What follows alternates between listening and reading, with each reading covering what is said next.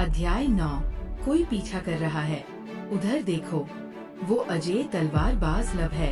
सुना तुमने? उसने कार्तिक की चुनौती स्वीकार कर ली है। 1 महीने बाद दोनों की लड़ाई होगी। कार्तिक, वह तो हर बार लब को लड़ाई के लिए ललकारता है और हर बार हार जाता है। इस बार भी कुछ नहीं बदलेगा।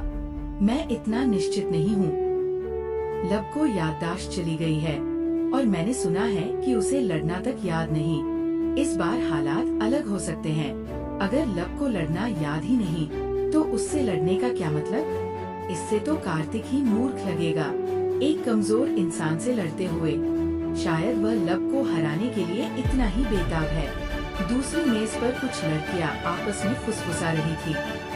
तुम्हें नहीं लगता कि ये लब के करीब आने का सबसे अच्छा मौका है? क्या तुम मरना चाहती हो? उसकी पहले से एक गर्लफ्रेंड थी और वह एक तांत्रिका है। तुम वाणी की बात कर रही हो? अरे, वो अब जतिन के साथ घूम रही है। मतलब अब लब अकेला है। फिर भी बहुत जोखिम है। अगर मैं तुम्हारी जगह होती तो कुछ दिन और इंतजार करती। उधर लब अकेले एक छोटी मेज पर बैठा था और लोगों की घूरती निगाहों को नजरअंदाज करने की कोशिश कर रहा था। मृत्यु से लौटने के बाद तुम पहले से भी ज्यादा लोकप्रिय हो गए हो। रिद्धिमा उसके सामने हवा में तैरते हुए बोली, जैसे किसी बिस्तर पर लेटी हो। लब बिना उसकी ओर देखे बुदबुदाया, क्या तुम पब्लिक में मुझसे बात करना बंद नहीं कर सकती? अगर लोग मुझे खुद से बातें करते देखेंगे तो पागल समझेंगे। ये तो बिल्कुल मजेदार नहीं है। रिद्धिमा ने होंठ फुला लिए। तुम्हें अपनी पब्लिक इमेज की चिंता नहीं होगी क्योंकि तुम्हें कोई देख नहीं सकता, लेकिन मुझे है। तुम्हें मेरी हर बात का जवाब देने की जरूरत नहीं। मैं बोलती रहूंगी। बस ऐसा दिखाना कि मैं खुद से बातें कर रही हूँ। मुझे बस इतना जानकर खुशी होगी कि तुम मुझे सुन सकते हो। लब ने जल्दी जल्दी खाना खत्म किया और भोजन सभागार से बाहर निकल गया। प्राचीन शिष्य निवास की ओर लौटते समय अचानक रिद्धिमा बोली, लब, चलते रहो और पीछे मत देखना। कोई तुम्हारा पीछा कर रहा है। क्या? कौन? उसे मुझसे क्या चाहिए? यूनिफॉर्म देखकर लग रहा है कि वह कोई मंत्र साधक छात्रा है।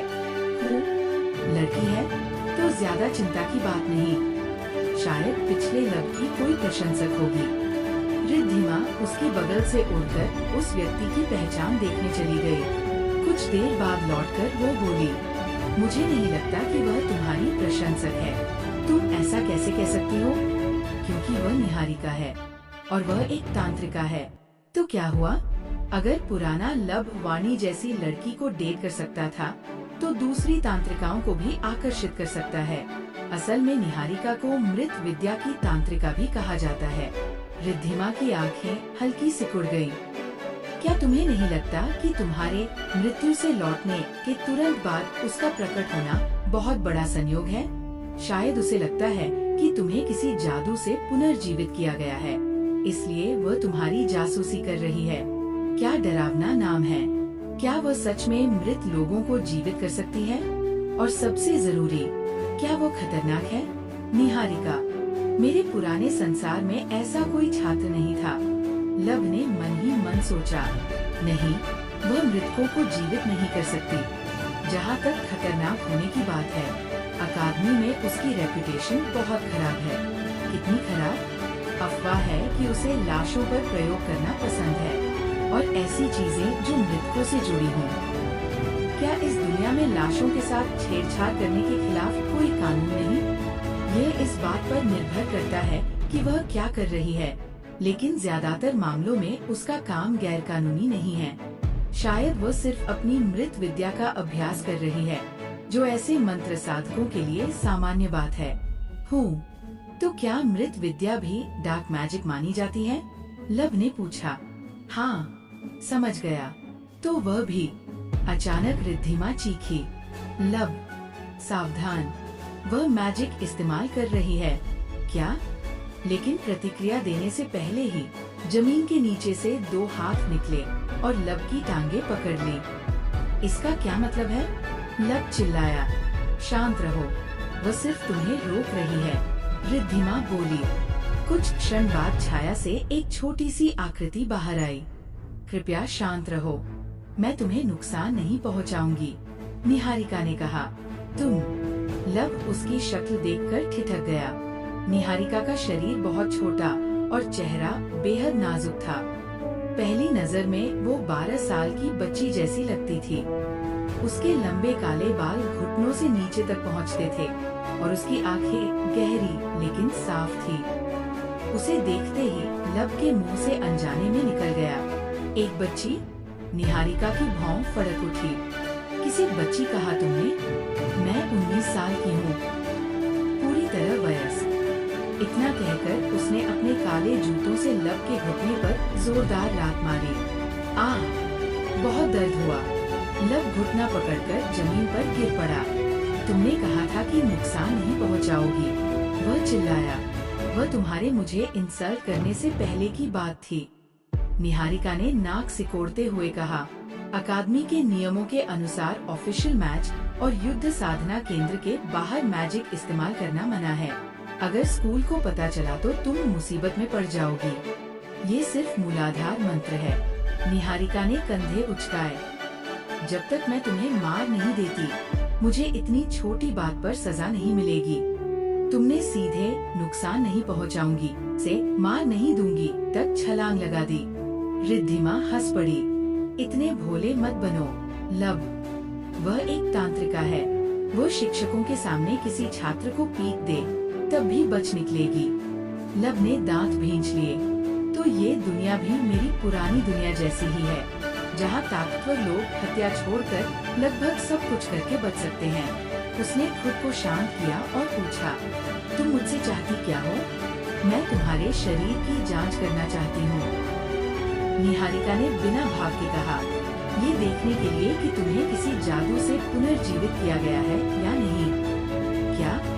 ये पागलपन है। जाहिर है कि मुझे किसी मैजिक से जीवित नहीं किया गया। अगर ऐसा है तो फिर मुझे तुम्हारे शरीर से डार्क मैजिक क्यों महसूस हो रही है? Dark magic? मुझे नहीं पता तुम क्या कह रही हो। रिद्धिमा तुरंत उसके सामने आ गई। अंधकार बाण, वह बोली। जब कोई मैजिक इस्तेमाल करता है तो उसका मना रेसिड्यू कुछ समय तक शरीर के आसपास बना रहता है और जिन लोगों की मैजिक एफिनिटी समान होती है वे उसे महसूस कर सकते हैं। क्या? तुमने मुझे इतनी जरूरी बात पहले क्यों नहीं बताई? मेरा राज खुल गया और मुझे इस दुनिया में आए पूरा एक दिन भी नहीं हुआ। तुम जवाब क्यों नहीं दे रहे? निहारिका ने आंखें सिकोड़ते हुए पूछा। मुझे सच में नहीं पता तुम क्या कह रही हो, लेकिन मुझे किसी जादू से पुनर्जीवित नहीं किया गया। ये गलतफहमी है। अगर तुम्हें इतना भरोसा है कि तुम रिएनिमेटेड सोल नहीं हो, निहारिका उसकी आंखों में देखते हुए बोली, तो तुम्हें मेरे द्वारा शरीर की जांच करवाने में कोई समस्या नहीं होनी चाहिए, सही? अगर ये गलतफहमी निकली तो मैं तुरंत तुम्हें अकेला छोड़ दूंगी। लब ने रिद्धिमा की ओर देखा। इसे करने दो, रिद्धिमा मुस्कुराते हुए बोली। भले ही लब को उस पर भरोसा नहीं था, लेकिन उसके पास दूसरा विकल्प भी नहीं था। ठीक है, उसने लंबी सांस छोड़ी। मैं तुम्हें अपने शरीर की जांच करने दूंगा, लेकिन उसके बाद मुझे अकेला छोड़ देना। सहयोग के लिए धन्यवाद। निहारिका ने सिर हिलाया। सहयोग मेरी जूती, तुमने मुझे मजबूर किया है। लब ने मन ही मन उसे कोसा। अध्याय 10। वैम्पायर। क्या तुम अपनी शर्ट ऊपर उठा सकते हो? निहारिका ने उससे शरीर की जांच की अनुमति मिलने के तुरंत बाद पूछा। लब ने गहरी सांस ली और धीरे धीरे अपनी शर्ट आधी ऊपर उठाई, जिससे उसके सधे हुए 6 पैक एब्स दिखाई देने लगे। निहारिका ने घबराकर निगलते हुए कहा, थोड़ा और ऊपर, छाती से भी ऊपर उठाओ। लब ने बिना कुछ कहे शर्ट पूरी तरह ऊपर कर दी। निहारिका ने अपना हाथ उसकी छाती पर रखा, ठीक दिल के ऊपर। फिर उसने आंखें बंद की और किसी अनजाने मैजिक से लब के शरीर की जांच करने लगी। रिद्धिमा उसकी हर हरकत पर नजर रखे हुए थी, कहीं वह लब के शरीर के साथ कोई अजीब हरकत न कर दे। दिल बिल्कुल सामान्य है, खून भी स्वस्थ लग रहा है, शरीर में डार्क मैजिक के हल्के निशान हैं, लेकिन इतनी नहीं कि उसे मृतकों में से वापस लाया गया हो। मना बहुत कम है, करीब आधे मिनट बाद निहारिका ने हाथ हटाया और हैरानी भरी आवाज में बोली, तुम रिएनिमेटेड सोल नहीं हो। लब ने तुरंत शर्ट नीचे खींच ली। धन्यवाद कैप्टन ऑब्वियस, वह व्यंग्य में बोला। मैंने पहले ही कहा था कि मुझे किसी मैजिक से पुनर्जीवित नहीं किया गया, लेकिन तुम्हें विश्वास ही नहीं था। फिर उसने पूछा, वैसे तुम्हें इससे इतना फर्क क्यों पड़ता है कि मैं रिएनिमेटेड सोल हूँ या नहीं? मृत विद्या मेरी विशेषता है, निहारिका शांत स्वर में बोली। ऐसे व्यक्ति में दिलचस्पी होना स्वाभाविक है जो सपोजडली मृत्यु से लौट आया हो। खैर, मैं तुम्हारे बारे में गलत थी। अलविदा। इतना कहकर वह मुड़ी और कुछ ही सेकंड में छाया के अंदर गायब हो गई। अविश्वसनीय। उसने माफी मांगना भी जरूरी नहीं समझा। लब ने अविश्वास से कहा। रिद्धिमा हंस पड़ी। कम से कम उसकी पर्सनालिटी अफवाहों जैसी ही है। लब ने सिर हिलाया और प्राचीन शिष्य निवास की ओर चल पड़ा। उधर निहारिका सीधे महागुरु भवन पहुंची और वहां से आरोग्य धाम की ओर चली गई। हालांकि अंदर की सारी लाइट बंद थी, फिर भी उसने दरवाजा खोला, जो स्कूल समय के बाद बंद होना चाहिए था, और अंदर चली गई। कमरे के भीतर खिड़की के पास एक लंबी और परिपक्व महिला खड़ी थी। मैंने लब के शरीर की जांच कर ली है, ठीक वैसे ही जैसे आपने कहा था, मिस काव्या। दरवाजा बंद करते हुए निहारिका बोली। धन्यवाद, मिस काव्या शांत स्वर में बोली। मैं सिर्फ तुम पर भरोसा कर सकती थी। इस अकादमी में केवल तुम ही बता सकती हो कि कोई एनिमेटेड कॉर्प्स है या नहीं। तो परिणाम क्या निकला? निहारिका ने तुरंत जवाब नहीं दिया। परिणाम बताने से पहले आपको हमारा समझौता याद है ना? मैंने ये सब दान पुण्य में नहीं किया। बिल्कुल। मिस काव्या ने अपने हाथ में पकड़ी वस्तु दिखाई। मृत आत्मा का हार। यह एक रहस्यमय दिव्य आर्टिफैक्ट है जो मृत विद्या को बढ़ाता है। मुझे परिणाम बता दो और ये तुम्हारा होगा। निहारिका ने गहरी सांस ली। लब रिएनिमेटेड सोल नहीं है, उसका शरीर पूरी तरह जीवित है। मिस काव्या की भौं हल्की सिकुड़ गई। क्या तुम्हें पूरा विश्वास है? 100%। निहारिका बोली। हालांकि उसके शरीर में एक हल्की असामान्यता थी। क्या? उसके शरीर में डार्क मैजिक के निशान थे, यानी या तो उसने हाल ही में डार्क मैजिक इस्तेमाल की है या उस पर किसी डार्क मैजिक का प्रभाव पड़ा है। लेकिन उसके शरीर में जितना मना है वह रिसरेक्शन मैजिक का परिणाम नहीं हो सकता, इसलिए आपको उसकी चिंता करने की जरूरत नहीं। मिस काव्या कुछ क्षण सोचती रही। डार्क मैजिक के निशान, क्या ये आज हुए टेस्ट की वजह से है? ये समझ में आता है क्योंकि उसकी मैजिक एफिनिटी डार्क मैजिक की है। कुछ देर बाद उन्होंने पूछा, और कुछ? नहीं, बस इतनी ही जानकारी है। मिस काव्या ने अपनी आंखें सिकोड़कर निहारिका को देखा। अगर मुझे पता चला कि तुमने मुझसे झूठ बोला या कोई जानकारी छिपाई, तो मैं तुम्हारे पास वापस आऊंगी। समझी? निहारिका के चेहरे पर ठंडी मुस्कान आई। क्या आप एक बात भूल नहीं रही? हमारे समझौते के अनुसार मैं इसके बारे में किसी को नहीं बता सकती। मिस काव्या हल्के से हंसी और मृत आत्मा का हार उसकी ओर उछाल दिया। निहारिका ने तुरंत उसे पकड़ लिया। अरे, ये खतरनाक था। वो शिकायत करने ही वाली थी कि मिस काव्या भूत की तरह अचानक गायब हो गई। लब? हाँ, निहारिका मन ही मन सोचने लगी। मिस काव्या उसे लेकर इतनी चिंतित क्यों है? सिर्फ ये पुष्टि करने के लिए कि वह रिएनिमेटेड सोल नहीं है। उन्होंने रहस्यमय दिव्य आर्टिफैक्ट तक दे दिया। कितना अजीब है। कुछ देर बाद वह भी आरोग्य धाम से चली गई। उधर प्राचीन शिष्य निवास में लब बिस्तर पर लेटा सोने की तैयारी कर रहा था। अगर मैं कल सुबह उठूं और खुद को फिर अपनी पुरानी दुनिया में पाऊं तो? अगर ये सब सिर्फ एक लंबा सपना हो?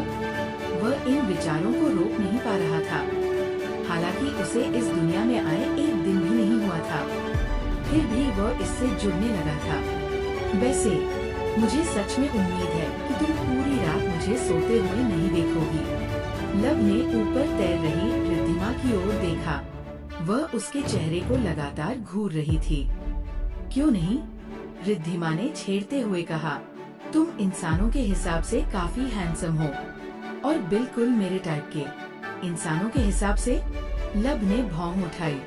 तुम ऐसे क्यों बोल रही हो जैसे तुम इंसान नहीं हो? मतलब अभी तुम एक भूत जैसी हो, लेकिन टेक्निकली इंसान ही हो ना? लेकिन रिद्धिमा जवाब नहीं दे रही थी। वह बड़ी आंखों से उसे घूरे जा रही थी। कुछ क्षण बाद उसने पूछा, तुम्हें पता नहीं? किस बात का? फिर अचानक उसे कुछ याद आया। ओह, सही है, तुम दूसरी दुनिया से आए हो। वहाँ वैम्पायर नहीं होते होंगे। क्या वैम्पायर? रिद्धिमा का ये शब्द सुनते ही लब को मिस काव्या की कही बात याद आ गई। वैम्पायर बिल्कुल इंसानों जैसे दिखते हैं, बस उनके बाल सफेद और आंखें लाल होती है। तो तुम वैम्पायर हो? लब सचमुच चौंक गया। रिद्धिमा इंसान जैसी इतनी लगती थी कि उसने अनजाने में उसे हमेशा इंसान ही समझा था। रिद्धिमा ने गर्व से मुस्कुराते हुए सिर हिलाया। हाँ, मैं वैम्पायर हूँ, लेकिन ये सोचकर हैरानी हो रही है कि तुम्हें अभी तक इसका पता नहीं चला। मिस काव्या ने बताया था, लेकिन मैं भूल गया। लब ने सिर खुजलाया। भूल गए?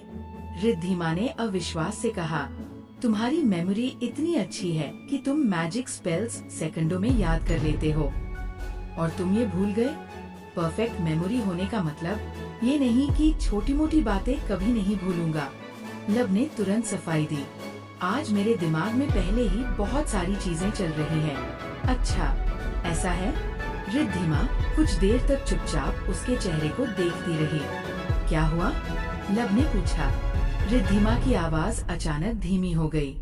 अब जब तुम्हें पता चल गया है कि मैं वैम्पायर हूँ, क्या तुम मुझसे डरते हो? क्या तुम मुझसे नफरत करते हो? क्या तुम अब मेरे दोस्त नहीं रहोगे? उसकी आंखों में हल्की चिंता थी। लब कुछ क्षण सोचता रहा, फिर बोला, मिस काव्या से तुम्हारे बारे में सुनकर मुझे लगा था कि वैम्पायर बहुत डरावने होंगे, लेकिन सच कहूँ तो मैं तुमसे नहीं डरता। मेरी नजर में तुम बस एक परवर्टेड गोस्ट हो, जिसे लोगों को नहाते हुए झांकना पसंद है। सच कहो तो बच्ची जैसी दिखने वाली निहारिका भी तुमसे ज्यादा डरावनी है। रिद्धिमा ये सुनकर मुस्कुरा उठी। एक बार फिर कह रही हूँ, मैं भूत नहीं हूँ। जो भी हो, लब ने जम्हाई ली। मैं सोने जा रहा हूँ। वो तुरंत कंबल में घुस गया और आंखें बंद कर ली। शुभ रात्रि, लब। शुभ रात्रि। बेहद थक जाने के कारण लब कुछ ही सेकंड में सो गया, लेकिन रिद्धिमा पूरी रात चुपचाप उसके सोते हुए चेहरे को देखती रही। उसके चेहरे पर हल्की मुस्कान थी। क्या वह यही बातें तब भी कह पाएगा अगर उसे मेरी असली पहचान पता चल जाए? उसने मन ही मन एक लंबी सांस ली।